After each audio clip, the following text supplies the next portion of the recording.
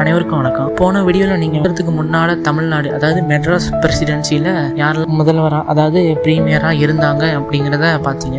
பார்க்காதவங்க போய் பாருங்கள். இந்த வீடியோவில் நம்ம சுதந்திரத்துக்கு பின் ஒரு தமிழக முதலமைச்சராக இருந்தவங்க பற்றி தான் பார்க்க போகிறோம். வீடியோ பார்க்கறதுக்கு முன்னாடி சப்ஸ்கிரைப் செய்து ஆதரிக்கவும். வாங்க வீடியோக்குள்ள போவோம். சுதந்திரம் வாங்கின பிறகு பிரீமியர் என்று தான் இருந்தது, முதலமைச்சர் என்று இல்லை. அதன்படி ஓமந்தூர் ராமசாமி ரெட்டியார் அவர்கள் 1947 முதல் 1949 வரையில் ஆட்சியில் இருந்தாங்க. அதன் பிறகு PS குமாரசாமி ராஜா அவர்கள் 1949 1952 வரை இருந்தாரு. ஆட்சி காலத்துல குறிப்பிட்டு சொல்லி நடந்த விஷயம் என்ன என்றால் 1949 ஏப்ரல் 6 முதல் 1950 ஜனவரி 25 வரை இவர் கடைசி பிரீமியர் ஆகவும் அதன் பிறகு அவர் தமிழகத்தின் முதலமைச்சராகவும் கருதப்படுகிறார். ஏனென்றால் அது வரைக்கும் என்ற ஒரு நடைமுறை அமலில் இருந்தது. அதன் பிறகு 1950 குடியரசு நாடாக மாறிய பிறகு முதல்வர் என்ற ஒன்றை அறிமுக செய்தனர். அதன் பிறகு PS குமாரசாமி ராஜா தமிழகத்தின் முதல்வராக 1950 ஜனவரி 26 முதல் 1952 வரை நீடித்தார். பிறகு ராஜகோபாலாச்சாரி அவர்கள் 1952 1954 வரை முதல்வராக இருந்தார். பிறகு காமராஜர் அவர்கள் 1954 1963 வரை இருந்தாங்க. அதுக்கப்புறம் பக்தவச்சலம் அவர் 1963 1967 வரை இருந்தனர். பிறகு அண்ணாதுரை அவர்கள் 1967 1969 வரை முதலமைச்சராக இருந்தார். அந்த காலகட்டத்துக்கு அப்புறம் ஏன் இல்லை 1969 பிப்ரவரி 3ஆம் நாள் அண்ணாதுரை காலமானார். அதன் பிறகு VR நெடுஞ்செழியன் அவர்கள் 7 நாட்கள் முதல்வராக இருந்தார். பிறகு தேர்தல் நடைபெற்றது. அதன் பின் கருணாநிதி அவர்கள் 1969 1976 வரை ஆட்சியில் இருந்தார். அதுக்கப்புறம் நாட்டில் அவசர நிலை பிரகடனம் செய்யப்பட்டதனால் ஜனாதிபதி ஆட்சி 1976 முதல் 1977 115 நாட்கள் நடைபெற்றன. அதாவது 1.5 வருஷம் பக்கம் சொல்லும். அதன் பிறகு நடந்த தேர்தலில் எம்ஜிஆர் அவர்கள் 1977 1980 வரை நீடித்தார். அதன் பிறகு நாடாளுமன்றத்தில் அதிமுக கட்சி கடும் தோல்வியை சந்தித்தார். மக்களவை தேர்தலில் தோல்வியை சந்தித்த கட்சி மாநிலத்தை ஆளும் உரிமத்தை இழந்தது என்று அன்றைய பிரதமர் இந்திரா காந்தி அதிமுக கட்சியின் ஆட்சியை கலைத்தார்.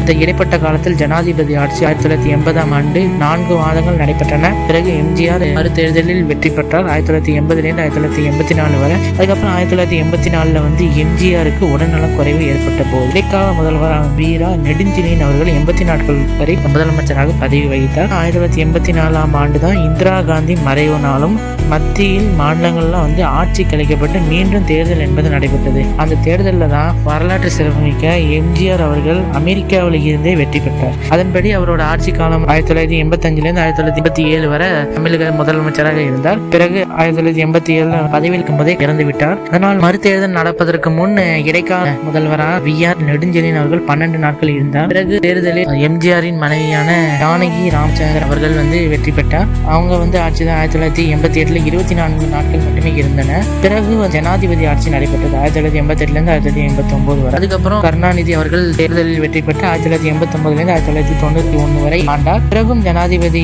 ஆட்சி நடைபெற்றது. சட்ட ஒழுங்கு காரணமாக 1991 6 மாதங்கள் ஜனாதிபதி ஆட்சி நடைபெற்றது. பிறகு அந்த தேர்தலில் அதிமுக கட்சியின் சார்பாக ஜெயலலிதா அவர்கள் 1991 1996 வரை முதல்வராக இருந்தார். பிறகு கருணாநிதி அவர்கள் 1996 2001 வரை முதல்வராக இருந்தார்.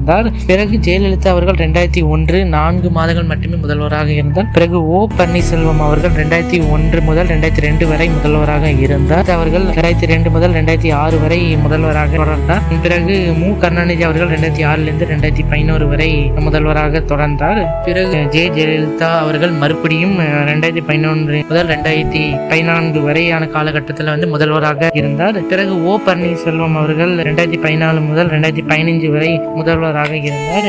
பிறகு ஜெயலலிதா அவர்கள் 2015 முதல் 2016 வரை முதல்வராக இருந்தார். 2016ஆம் ஆண்டு ஜெயலலிதா அவர்கள் இறந்துவிட்டார். அதன் பின் பன்னீர்செல்வம் அவர்கள் 2016 முதல் 2017 வரை முதல்வராக இருந்தார். அதன் பின் எடப்பாடி பழனிசாமி அவர்கள் 2017 2021 வரை தமிழக முதல்வராக இருந்தார். இப்பொழுது ஸ்டாலின் அவர்கள் 2021 முதல் 2026 வரைக்கும் இப்போதைக்கு இருக்காரு. இந்த வருஷம் தான் நமக்கு தேர்தல் என்பது வருகிறது. 2024 தமிழ்நாடு சட்டமன்ற தொகுதி தேர்தலில் நீங்க யாருக்கு ஓட்டு போடுவீங்க என்பதை கமெண்டில் சொல்லுங்க. மேலும் உங்கள் ஆதரவை சேனலுக்கு நல்கு. அதே மாதிரி இந்த சேனலை சப்ஸ்கிரைப் பண்ணி வேற எந்த தலைப்பில் வீடியோ வேணும் என்பதை கமெண்டில் சொல்லுங்கள். நன்றி, வணக்கம்.